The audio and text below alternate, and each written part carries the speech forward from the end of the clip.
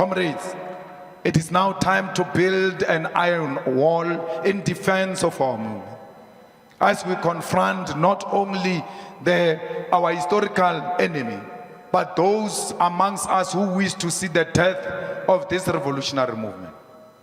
We must unite and close ranks against any and all elements that may seek to use our National People's Assembly as an opportunity to infiltrate and destroy the EFF. We must guard against opportunism, factionalism, and self-entitlement, greed, and all attempts to distract us from our generational mission.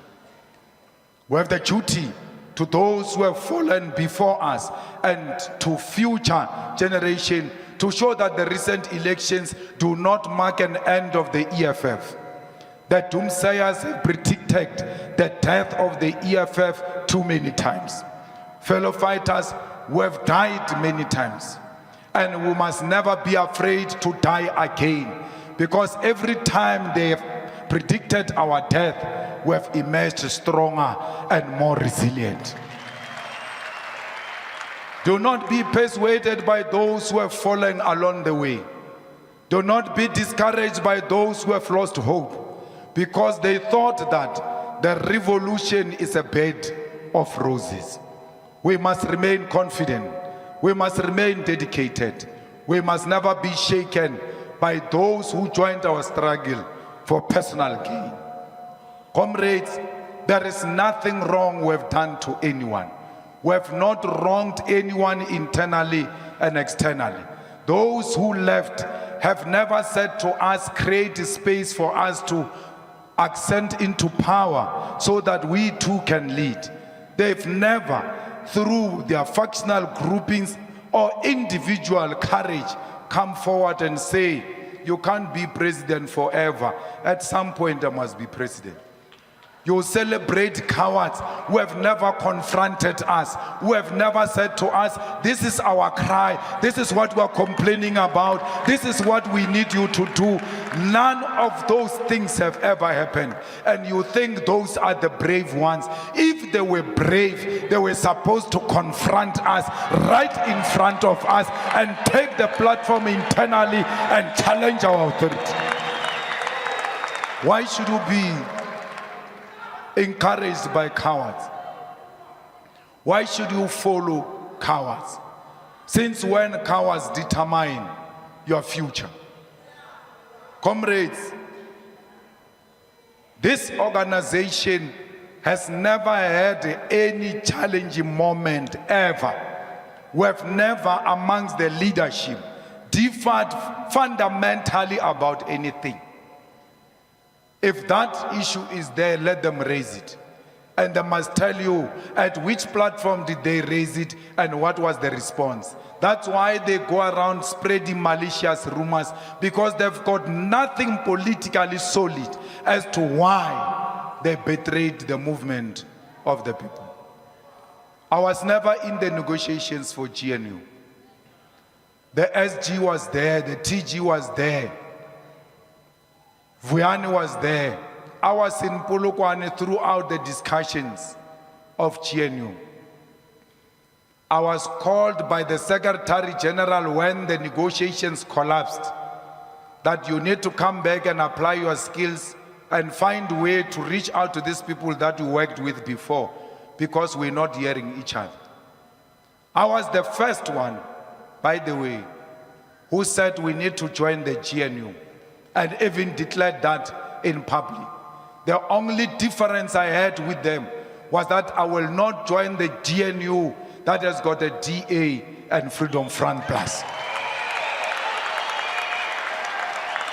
Comrades, today they say to you they were offered positions in the negotiations, and when they came to tell me, I denied them those positions, and I went behind their back to speak to Cyril for me to become a deputy president. Here is your Secretary General. Do not do it here. Do it silently in my absence. SG, were you ever offered any position in the negotiations? The answer is no. They were never offered any positions. Maybe in their imaginations, they imagined positions. There was never any position offered in the negotiations.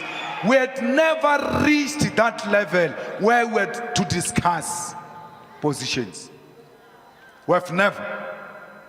They must tell you who did. I'm saying this in public. Mbalula can contradict that if he wants and say we offered them 1, 2, 3. There was never such a thing. If you remember the Marikana Commission, when Dalimpofu challenged Ramaphosa in the Marikana Commission, Ramaphosa said to Dalibat, you said 1, 2, 3 outside before we came in here, because that is his style, wanting to embarrass Dalimpofu. I want to tell you here and now, I've never asked any position of deputy president from Ramaphosa, and I will never do that because I don't have anything to do with what Ramaphosa has to do. I met Cyril and I said this in public, repeatedly, and I said to Cyril, we cannot go into a coalition with the DA and Freedom Front Plus. We are prepared as the EFF to stay outside and allow you with your 40% to constitute a minority government. And you can be guaranteed of our vote every time you come into parliament, as long as you don't go with these two of the DA and the Freedom Front Plus. There was never any name mentioned between me and Cyril except the name of Veronica Mente. I said to Cyril, even when you constitute a government of 40%, you must know we'll demand Deputy Speaker to hold that government accountable. And that Deputy Speaker is Veronica Mente. That's what I told Cyril in the discussion of two people. I said this in public. After that, even after I said this in public, Mbalula responded and said, he finds it unprincipled that people have 4 eyes. And out of that 4 eyes, EFF president goes and speaks about what happened in that meeting.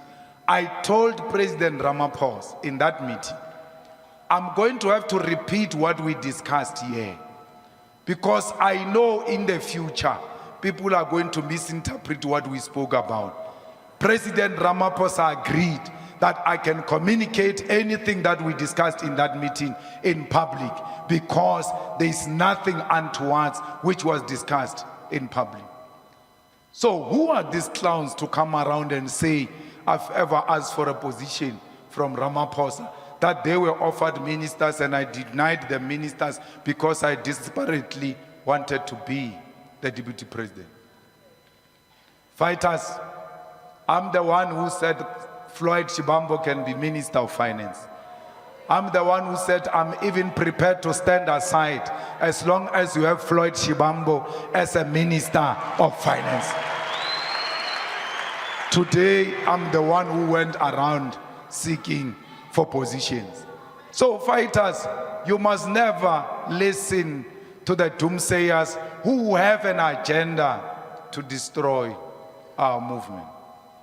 This movement will never be destroyed by rumor mongering and position mongering by individuals who seek themselves more than the revolution.